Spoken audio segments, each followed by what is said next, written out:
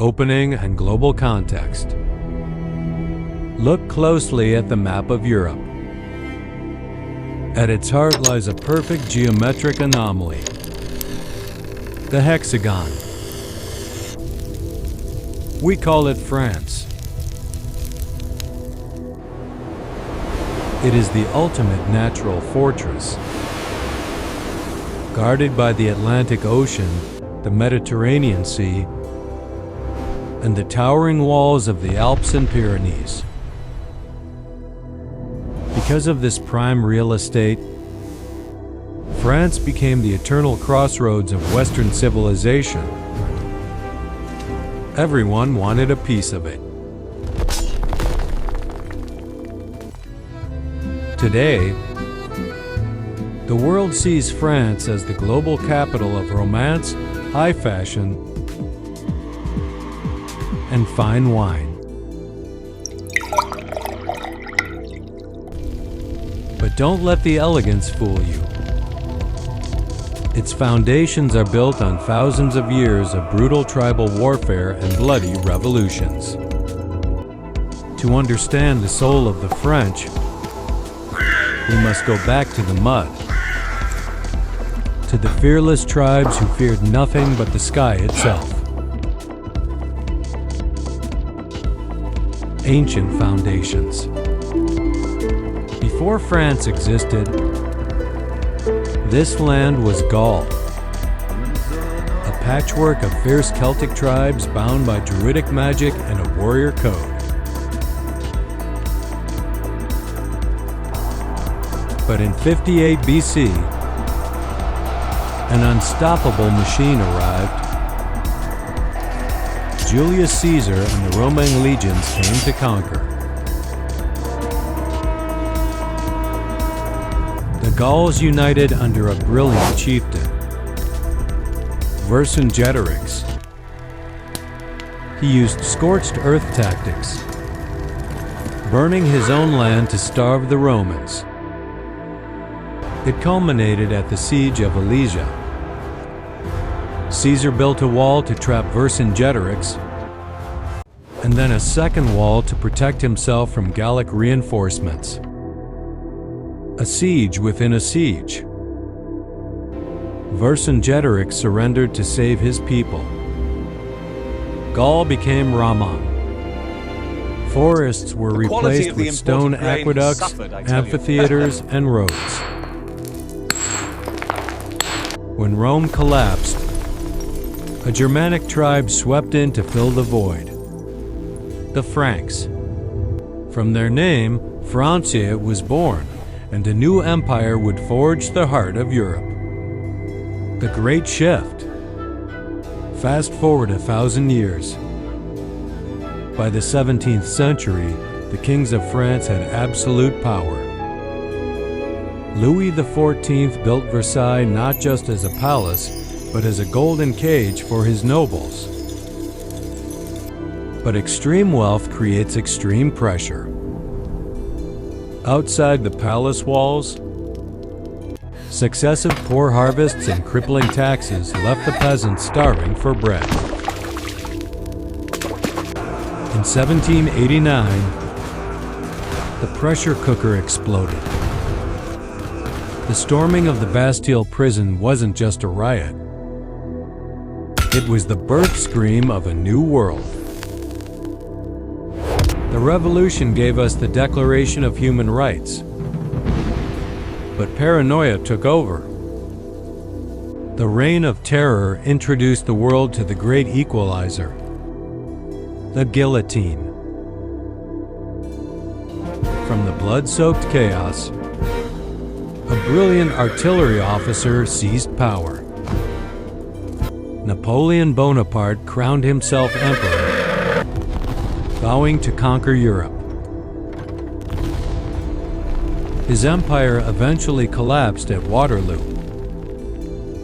But his ultimate legacy wasn't conquered land. It was the Napoleonic Code, a legal framework that still governs much of the world today. Dark secrets and legends, Beneath the romantic streets of Paris lies a silent empire. The catacombs. A labyrinth holding the bones of 6 million Parisians stacked in macabre symmetry. In the 1760s, rural France was terrorized by La Bête, the Beast, a mysterious, wolf-like creature that slaughtered over 100 people, sparking a national panic that reached the king. Some secrets were locked away by the crown itself. The Man in the Iron Mask, an unidentified prisoner of Louis XIV, forced to wear a velvet and iron cage over his face until death. Even grand culture has dark depths.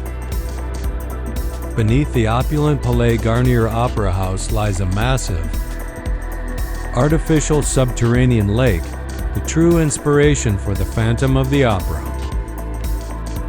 In the 16th century, a French apothecary named Nostradamus wrote cryptic quatrains.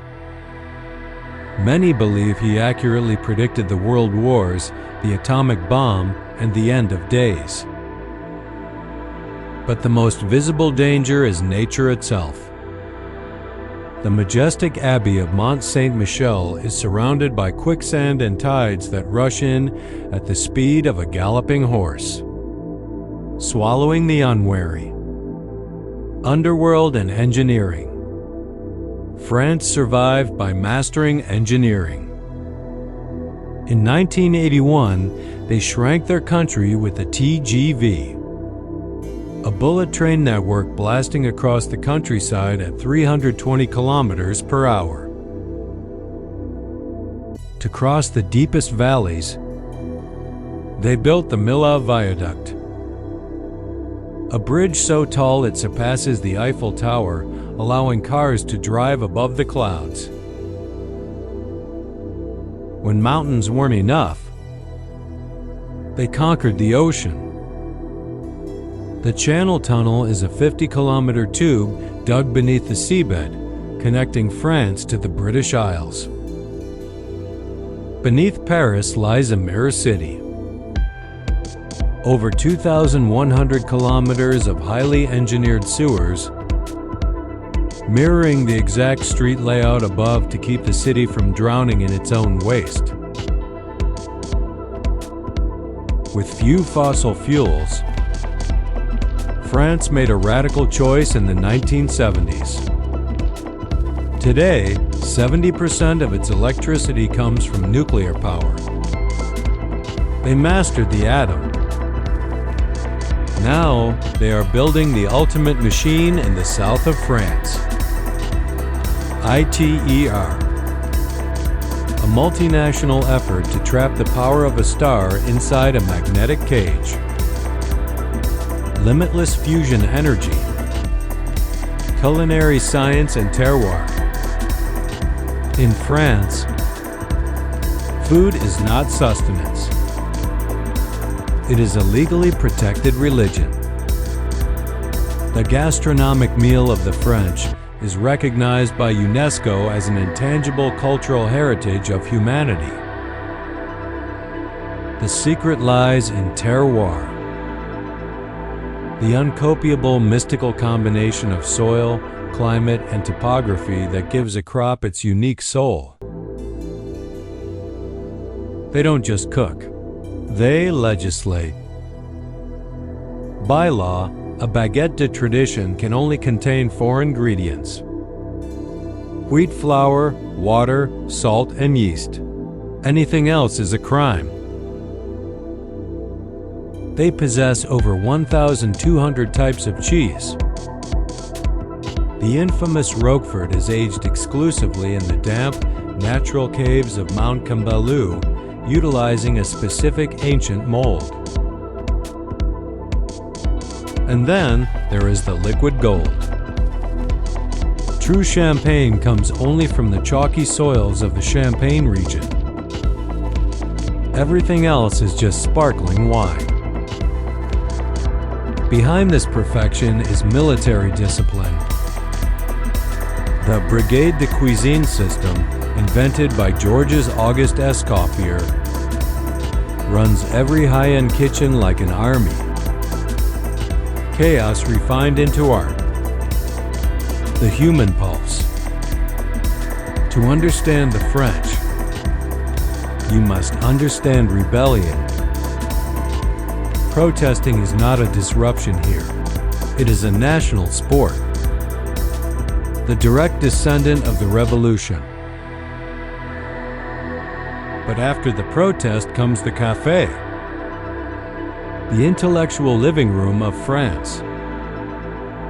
Here, the art of flaneur, aimless, observant wandering is a respected philosophy. They are fiercely bound by la cite, strict secularism.